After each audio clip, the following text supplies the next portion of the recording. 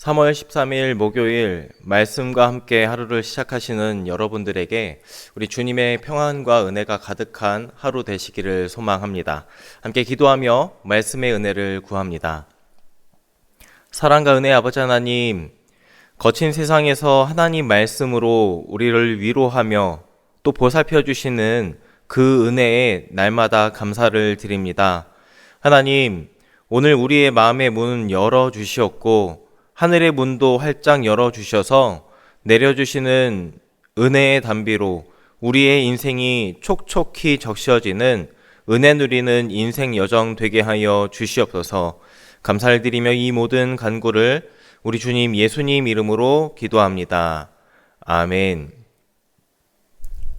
오늘 우리에게 주시는 하나님의 말씀은 요한복음 20장 24절에서 31절 말씀입니다. 주님, 감사합니다. 오늘 주신 말씀 중 24절에서 29절 말씀을 봉독합니다. 12 제자 중에 하나로서 디두모라 불리는 도마는 예수께서 오셨을 때에 함께 있지 아니한지라. 다른 제자들이 그에게 이르되 우리가 주를 보았노라 하니 도마가 이르되 내가 그의 손에 못자국을 보며 내 손가락을 그 못자국에 넣으며 내 손을 그 옆구리에 넣어보지 않고는 믿지 아니하겠노라 하니라.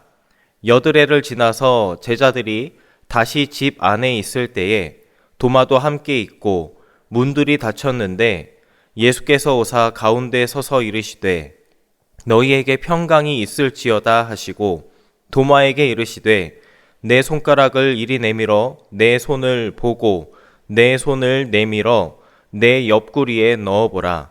그리하여 믿음 없는 자가 되지 말고 믿는 자가 되라. 도마가 대답하여 이르되 나의 주님이시요 나의 하나님이시니이다. 예수께서 이르시되 너는 나를 본 고로 믿느냐? 보지 못하고 믿는 자들은 복되도다 하시니라. 아멘. 여러분, 저희 집 막내 아이는 이제 막 6살이 됐습니다. 어린이집에서는 6살 반 형님이 되었다며 신이 난 모습을 하고 있고, 또 교회에서는 유치부에 올라가서 유치부 형님이 됐다면서 뭔가 뿌듯해하는 모습을 보고 있노라면 참 재미있습니다. 그런데요, 이 9살 차이 나는 형과 5살 차이 나는 누나가 있어서 이 아이가 한없이 작기만 할 줄 알았는데 요즘 보게 되면 참 많이 컸다는 걸 느낍니다. 어른들이 건강하신지 검진을 받듯이 우리 아이들도 영유아 검진을 하는데요. 주로 이 아이의 어떤 이런 성장 정도나 그 발달 정도 또는 정말 이 아이의 건강에 특별한 경우가 있는지 체크를 하는 검진입니다. 저희 막내는 키나 몸무게 등 이 관련해서 숫자 1을 받았습니다. 그런데 우리 아이가 또래 아이들보다 커서 이 1등이라 1 표시를 받은 것이 아니라 백분율 1%, 즉 키로 따지면 100명 중 제일 작은 편에 있다는 의미를 받았습니다. 실은 부모된 마음으로는 참 속상한 것은 사실이지만 그래도 셋째 아이다 보니까 이런 상황에 제가 조금은 경력이 있습니다. 첫째 아이도 둘째 아이도 모두가 또래보다도 많이 작은 편이었지만 성장하는 정도는 정상이었다는 것을 2번이나 경험했기 때문입니다. 또 중학교 2학년이 된 첫째도 키가 아주 큰 편은 아니지만 이미 엄마의 키보다도 더 컸고 나중에는 저의 키보다 더 클 것 같아 보여서 막내 아이가 백분율 1%를 받았다 해도 이제는 염려와 걱정으로만 있지 않습니다. 오히려 더디게 자랄지라도 아이의 몸과 마음 그리고 믿음이 건강하게만 자라다오 하는 것이 부모의 마음이라는 걸 참 많이 깨닫습니다.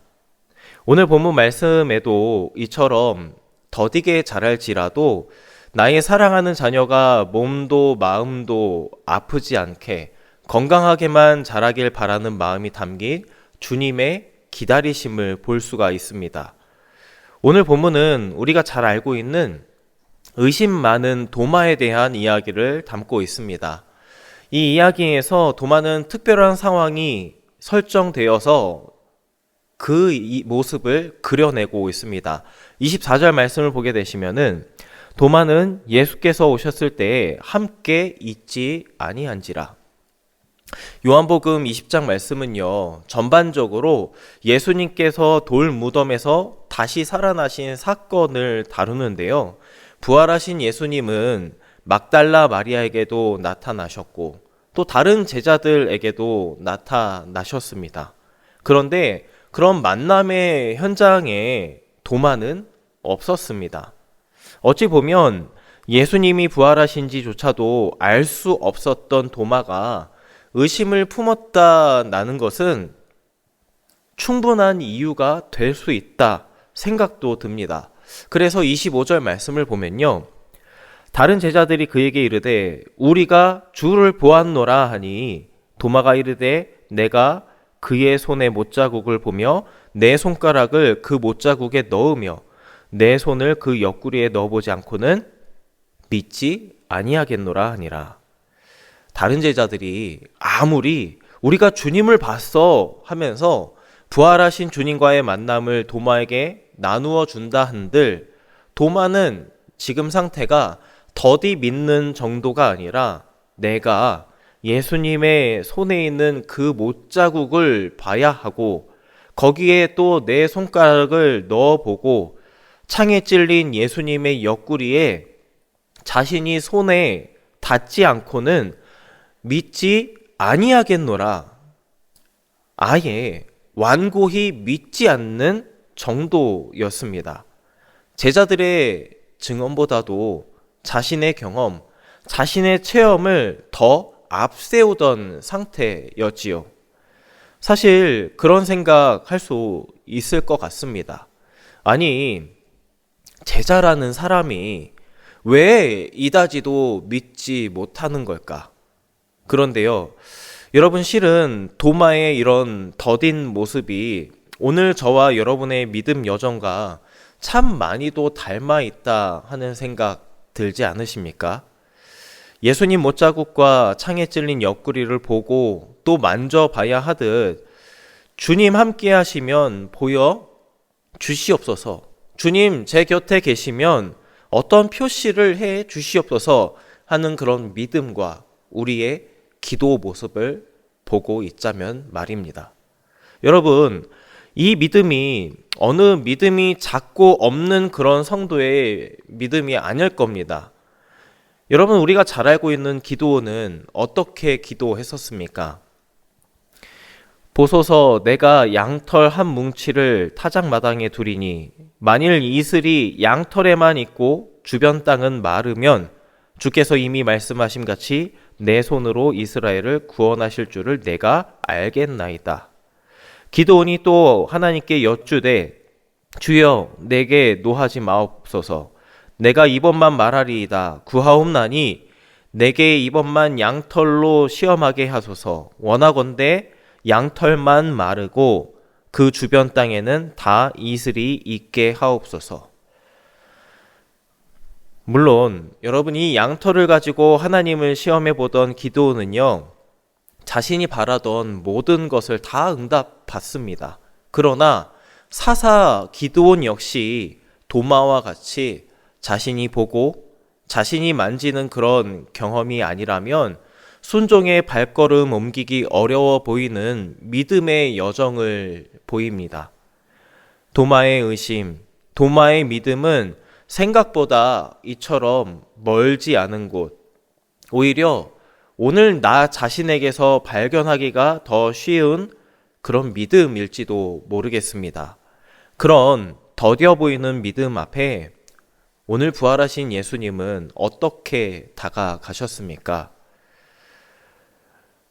여드레를 지나서 제자들이 다시 집 안에 있을 때 도마도 함께 있고 문들이 닫혔는데 예수께서 오사 가운데 서서 이르시되 너희에게 평강이 있을지어다 하시고, 예수님이 부활하시고 나서 이제 여드레가 지난 날 제자들이 한 집안에 모여 있었습니다.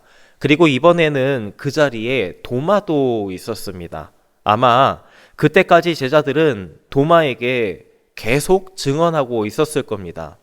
너 제자라는 녀석이 왜 자꾸 그러냐? 우리가 부활하신 예수님을 진짜로 봤다니까?